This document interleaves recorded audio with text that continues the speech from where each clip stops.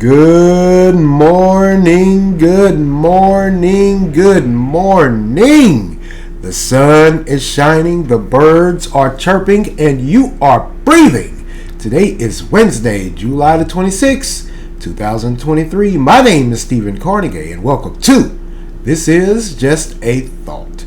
Today's word of the day, emolument, which means money, gifts, or perks received due to one's job or position.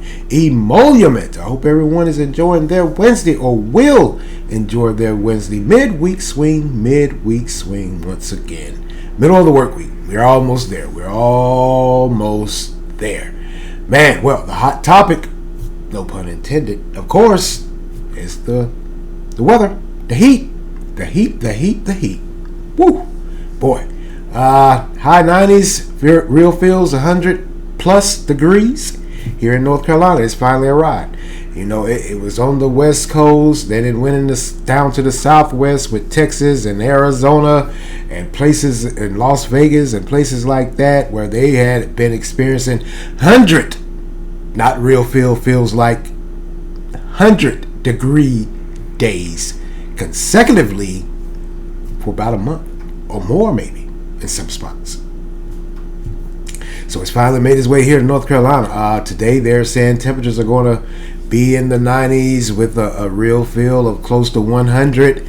And tomorrow and Friday and Saturday, maybe it'll die off on Sunday. We're talking high 90s, real feel 105 to 106, if not more, until it dies off Sunday. There quite possibly could be a little front coming through. But even that may be short-lived. For all of you out there that have been griped all winter, talking about how cold it was, I'll be glad when the summer gets here. It's here. I bet you ain't complaining about that winter, that cold air now. I know I'm not. I'm looking forward to it. I wish it was here now. Man, stepped outside yesterday and I was like, whoa. And that was, I want to say that was about 10 or 11. And I was like, man, what in the world? Humid. That humidity. Wow. I could feel it. I could feel the real feel. I could feel it. I felt it all. Just wow. And then, hey, look, this heat wave is also going to affect the Northeast. And has affected the Northeast because up in Brooklyn, New York, of all places, they got what they call straight line winds. If you know anything about straight line winds, it's not a tornado, but it's very close to a tornado. And those winds, those straight line winds, they come. And when they come, they of course now they're doing a little cleanup, trees or whatever, what have you. I guarantee you, Brooklyn, New York ain't used to that. And these high temps, well, the high temps they might be used to, but those straight line winds and quite possibly the chance of tornadoes, I don't think they're used to that. I know they're not, man. And speaking of tornadoes, man, we had a tornado touchdown here last week in Nash and Edgecombe counties. That's around Rocky Mount, rural areas, and luckily no one was killed. It came through last Wednesday about 12:30 or so, middle of the day, unexpected. By the time they had the watch and the warning, it came back to back. They folks just didn't have any time. It was like Johnny on the spot. They had to shelter in place wherever they were. Like I said, luckily no one was killed. Pfizer, which has a plant in Rocky Mount, that was heavily damaged. So much so you could see their products scrolled everywhere. These products are used in hospitals. There's medication, there's vaccines, whatever, what have you, and it was scrolled everywhere. And so Pfizer had to come in, had to send trucks to whatever was left over, try to salvage what they could. That's how these storms work. It just doesn't affect us as regular folks. It affects a lot of people, and it tore the back end of that plant where all that medication and vaccines or whatever was stored. It tore that to shreds. That thing stayed on the ground, and it went through several. It went through two counties actually, and it went through several communities. It stayed on the ground, they said, about 30 minutes. An EF3 tornado. Now, like I said, no one was killed, but there were some seriously injured. And the stories that came out after, man, folks said, hey, I was just going about my regular day.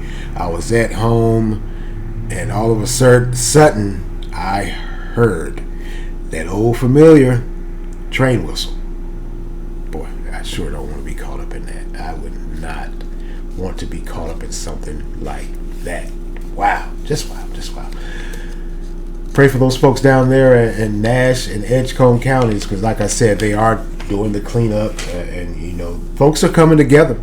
It's not just folks from that area, it's folks from other parts of the state also, and some from out of state coming together to help those folks down there. But they're picking up the pieces as best as they can. They just are.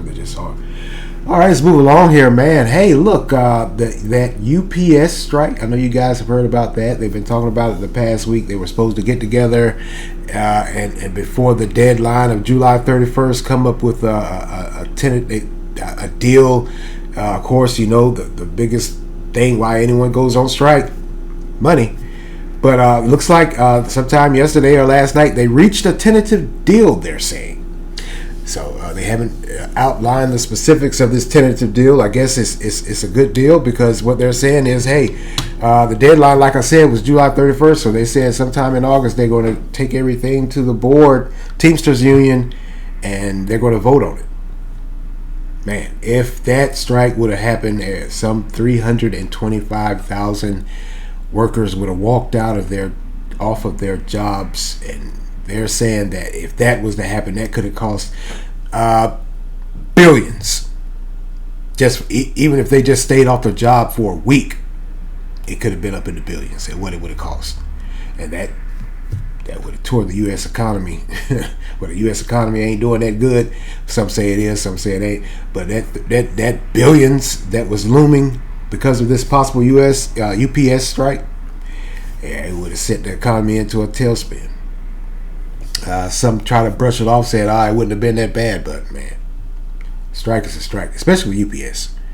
Now, UPS, they are they're not as old as the Postal Service, but they are in now direct competition with, Amazon and those guys, companies like that. So they can't afford a strike and still stay afloat, I don't think. I feel safe in saying that. That would be my opinion. They can't afford a strike. So those Teamsters Union, hey, they got together and somehow or another they hammered out some sort of a deal. Tentative. We'll see. Maybe at some point in time we'll get the details of what that deal was. But wow, just wow. So there's a lot going on in this country as it relates to labor and folks wanting their just due. Okay. COVID upset the apple cart. It just did. And keeping with labor talks, hey, some time ago I talked to you guys about the Great Resignation era as a direct result of COVID. A lot of folks realize, hey, I'm expendable. I got bills to pay. I got family to take care of. I got things that I want to do. And COVID came along and upset the apple cart. And these folks, a lot of us realize I am indeed expendable. And no matter how much hard work I put in and my input or whatever, it could all be gone away from me. Just like that. It could be snatched out from up under me. And I'll be back to struggling and trying to figure something out. So what they're saying now is, folks resigned from a lot of jobs during this time, during the past couple of years. And what they're saying now, the employers are on a kick where they're trying to usher in the great retention era, meaning they want to retain these folks, their top employees, the best of the best, the brightest of the bright. So a lot of employers are trying to retain folks, and they're asking, hey, what can us as a company, what can we do to keep you here? And we're going to implement these changes. Well, some of the changes that a lot of folks and a lot of employees said was, hey, this turnover rate, that's draining. So the employers they agree and said, yeah, we got to do something about this turnover rate. It costs, on average, thousands of dollars to when companies hire these new employees. It costs us thousands of dollars just to train them, and it ain't no low thousand. We're talking big thousands of dollars just to train incoming personnel, as opposed to you retaining those that are already there, those that know how to do the job, and pay them more. And that is at the top of the list. Better pay and, of course, benefits. There's no surprise there. And, of course, they're saying more training and more educational opportunities. Now, you know, with everything that's going on with AI and technology, you know, we saw COVID and how a lot of these companies, especially retail, and how they got together and they came up with using AI and technology, these business model of you know, how things are delivered, how goods and services are handled. And then, you know, we had that thing with the supply chain where stuff was sitting out in the harbor for God knows how long. So a lot of these companies they're saying to themselves, hey, we got to figure out a way to not only change our business model, but also keep those that are here now, keep them here, so we don't have to retrain or train and spend thousands on training folks that quite possibly just might not work out. Because it's like I said, hey, a lot of folks realize, hey, working for somebody else, being on somebody's clock during COVID and after COVID just ain't my bag. So I ain't trying to go that route no more. So we got a lot of entrepreneurs and a lot of those businesses that rely on having people in there, because another thing that came up also was those folks that want to work from home. There a lot of businesses, some businesses are saying, hey, it's cool to work from home, and some are saying, no, we need you in here. So there's a lot going on with labor in this country. So that's why I say I don't think UPS can afford a strike. And it looks like they figured it out. They said, no way, no how, we can't do that. What do we have to do?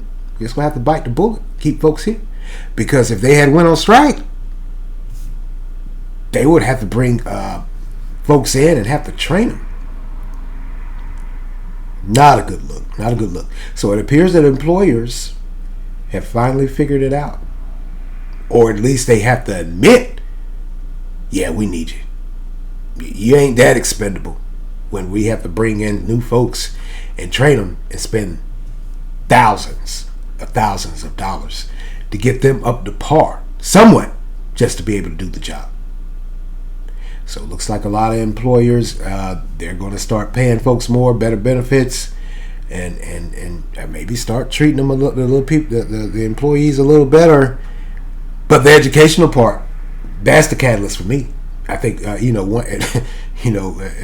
I was coming along, working on someone's clock, they really didn't care about your education, not unless that job required that you have, that education.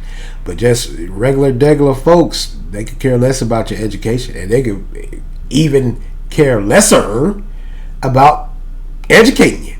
A lot of companies now, they'll send folks into some kind of training, or they'll even send them back to school to get qualified to be able to do a job or two and pay them. So maybe if I can say this, if it sounds feasible to you, some of you guys, maybe COVID wasn't such a bad thing. I mean, of course, it did shake a lot of things up.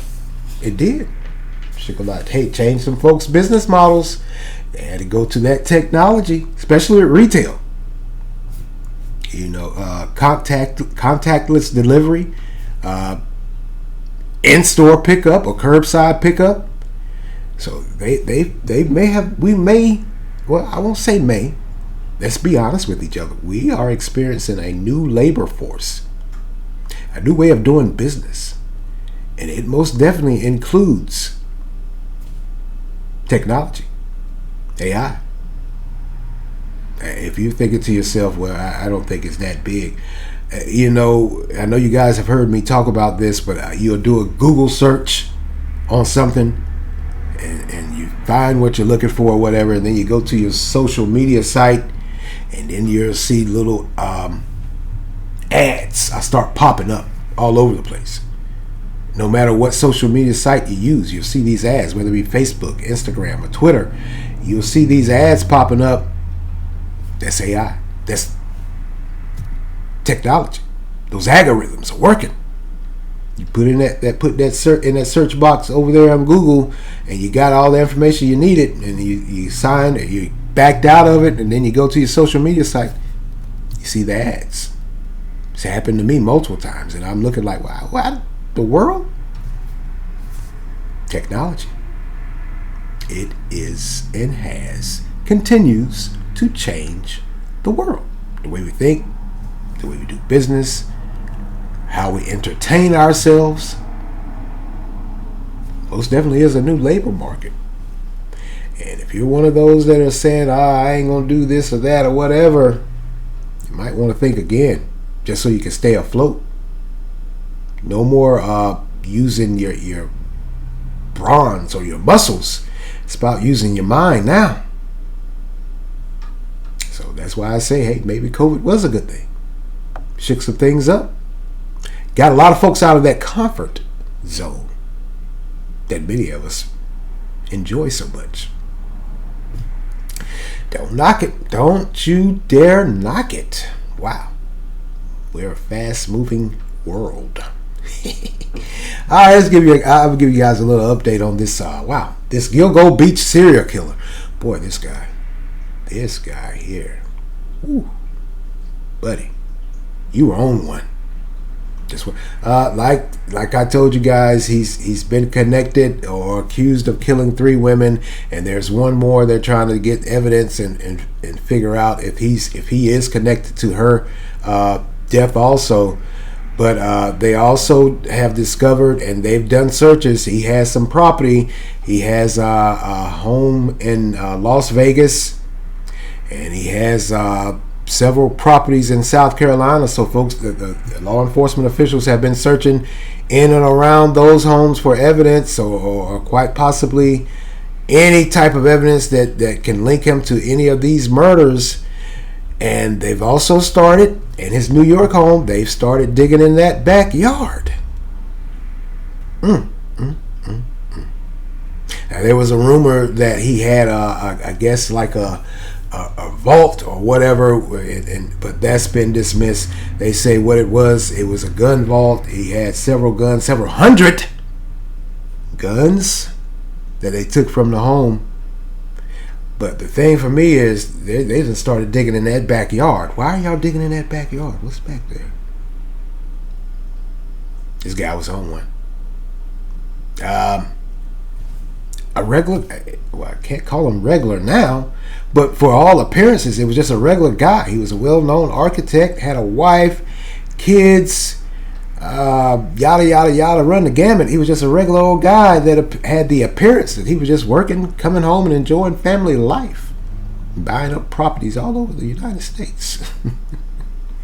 I'm not laughing, but man, this guy, wow. By the way, surprise, surprise, surprise, the wife has filed for divorce. You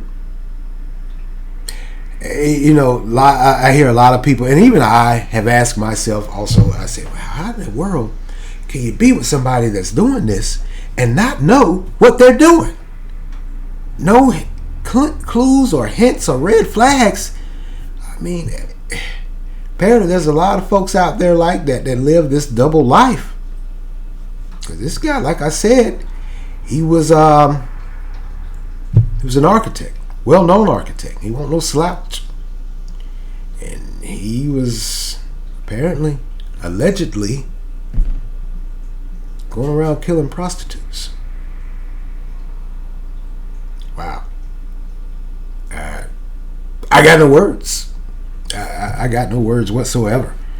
I'm just as thrown as some of you are. I can't believe it. I'm looking around like, wow, what in the world? How could it, but you know, like I said, the wife filed for divorce, so how could she not know? Was he that good? Apparently. Because no one in a million years, everyone that they talked to, they all said, not him, didn't see him. And then, of course, you know they're going to find a few. They're going to find a few. They say, yeah, he was always odd. He was always off. And they found a few, apparently, folks that he went to school with or came up or grew up with. And they said, yeah, he was always off. Something was always odd. He was a loner. Yada, yada, yada, rah, rah, rah, shish, boom, bah. Come on now. That describes me.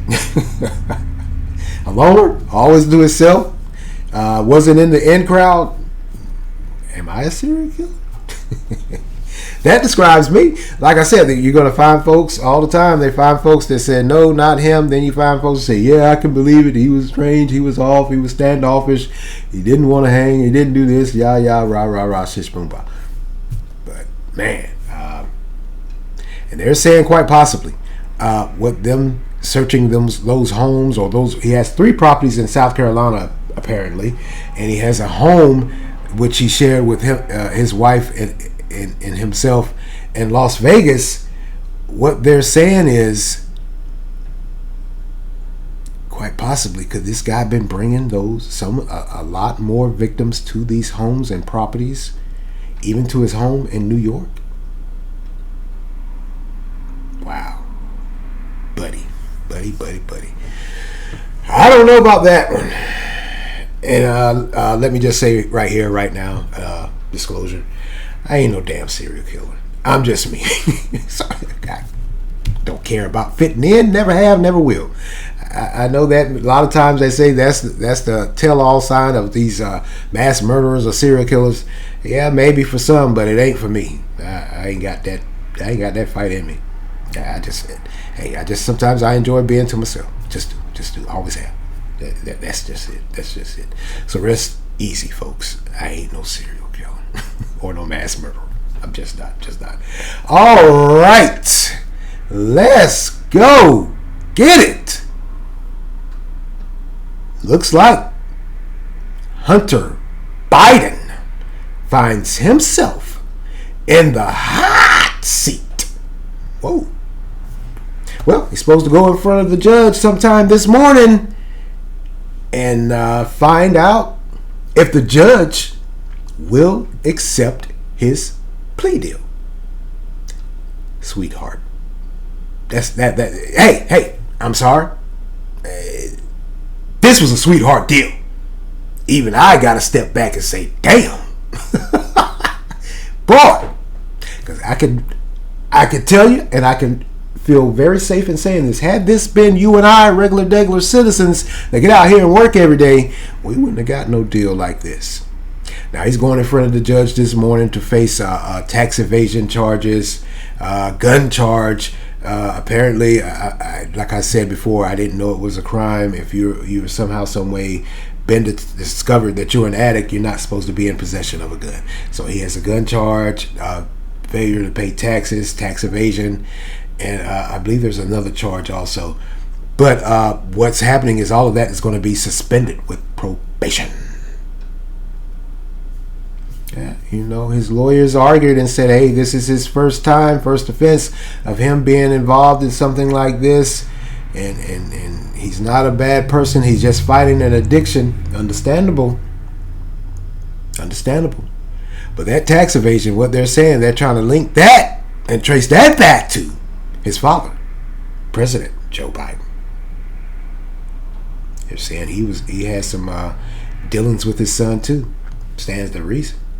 Even though the White House came out and President Biden came out and said he didn't do any business with his son. So, well, maybe he did. It could happen. I gather.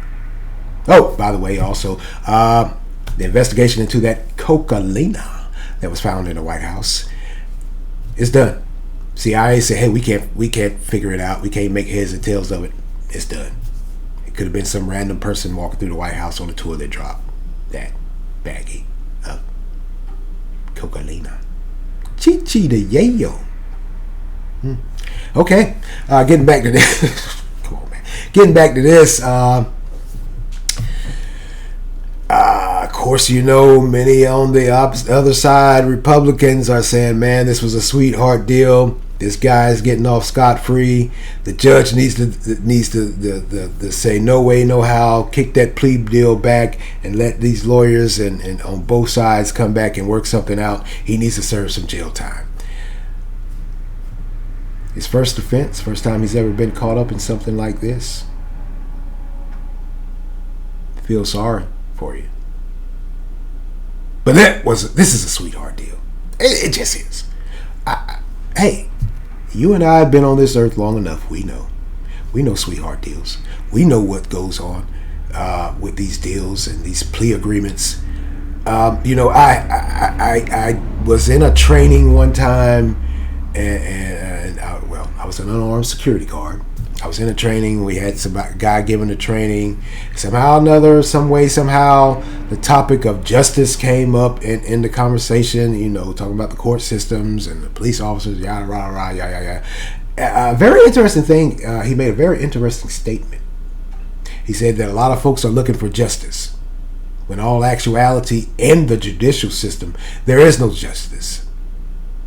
It's about what you can do to either prove someone's guilt or that person can prove their innocence. That's not justice. That's you working a system by any and all means to get out of trouble or get a lesser sentence. So in other words, ain't about no justice. Ain't about no right or wrong. It's that. Money. Money and what political or social influence through networking and plea agreement, you can further your own career if you're in the judicial system.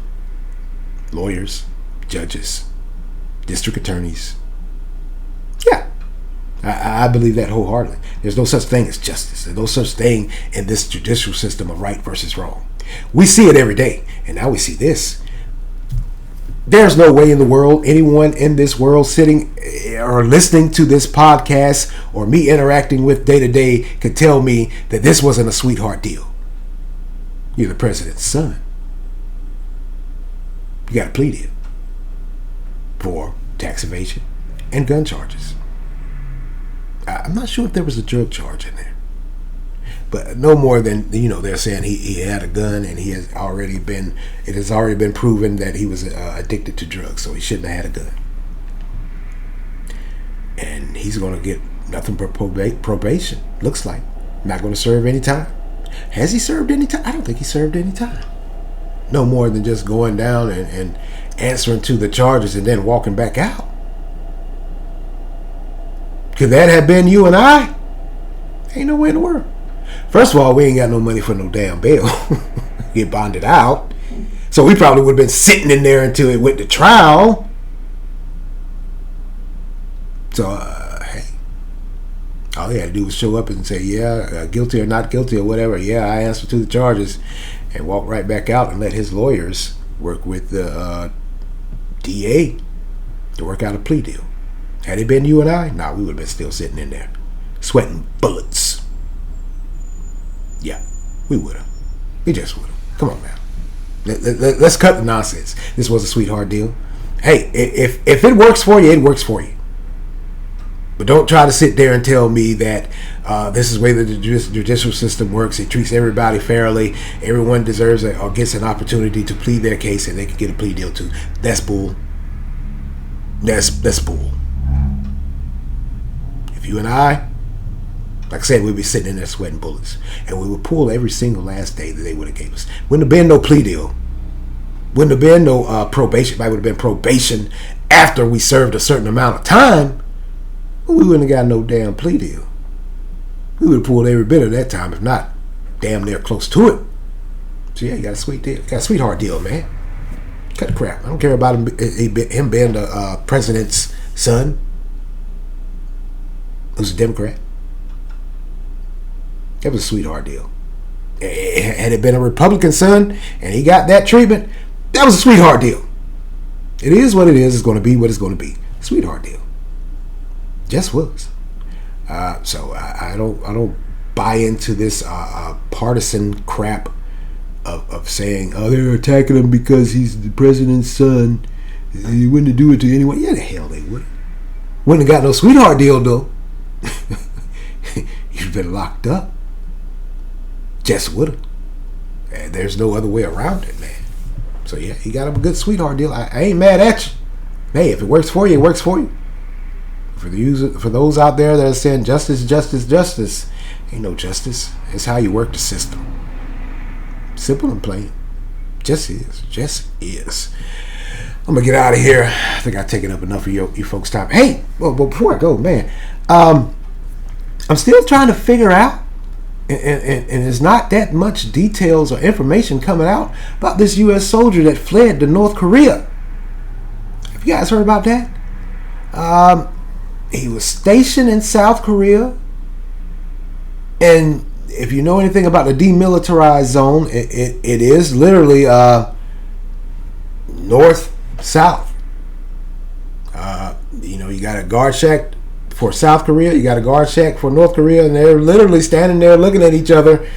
But this U.S. soldier who was stationed in South Korea, apparently he went on a tour and he just bolted across to the North Korean side. It's odd. Now, apparently what they're saying is he had already faced some disciplinary charges, and he may have been disgruntled and upset about that. But good Lord, homie. I don't know if you would have wanted to run the North Korean side. I mean, what was that about? And then if you was under disciplinary action or actions, maybe he had finished serving his punishment, and he went on a tour. What was going on that made you go to the North Korean side? Now his mother has came out and said she just can't see her son doing that. I can't either. But as I've said many times,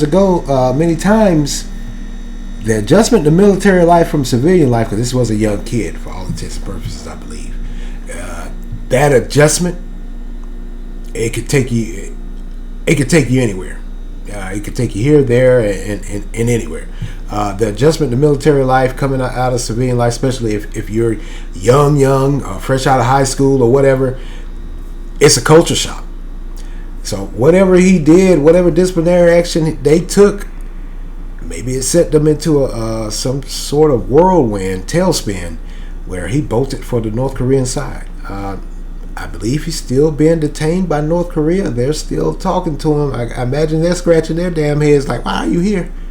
Why are you why are you over here? I don't think North Korea has any gain by keeping him. He was just a regular old enlisted military service member. And I'm not making light of that, but I don't think he had any secret information or any top secret clearance. Hell, they disciplined the guy. He got upset and he bolted.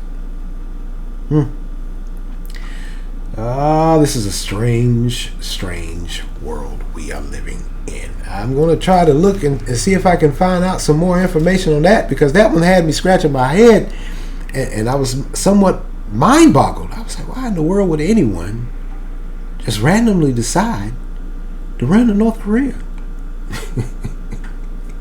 He ran to North Korea. I don't know why. Maybe the Army was treating him that bad. Yeah, if you know anything about that DMZ zone, that demilitarization zone, it literally sits right in front of each other. It's just like that. You're literally sitting there looking at the guy who's on watch on the opposing side.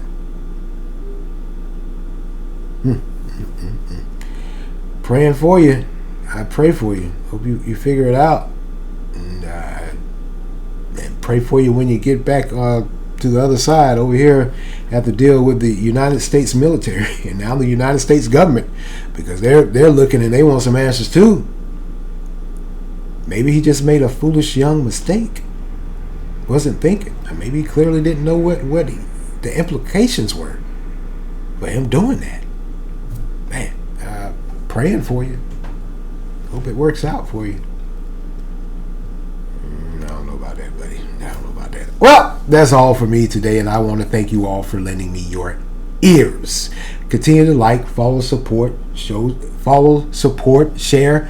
on Anchor, Spotify, Google Podcasts, Breaker, Overcast, Pocket Cast, Radio Public, YouTube. Get in that comment section after you hit that like and subscribe button. Let me know what you think about, hey, Hunter Biden. Was it a sweetheart deal? Maybe I'm just running off at the mouth. Was it a sweetheart deal? Yeah, it was. And what about this kid that just bolted to the other side, ran over to North Korea? What do you think was on his mind? We'll see. We will see. And going back to Hunter Biden, will that judge accept that plea deal, or will he say, nope, y'all go back and sit down somewhere and figure this out? This is not justice. Hey, and as always, thank you for listening. Wherever you are streaming, hit that like and subscribe button so you can get notified when I drop these podcasts. Keep you in the loop. And as always, my name is Stephen Carnegie. Thank you for listening. This is Just a Thought.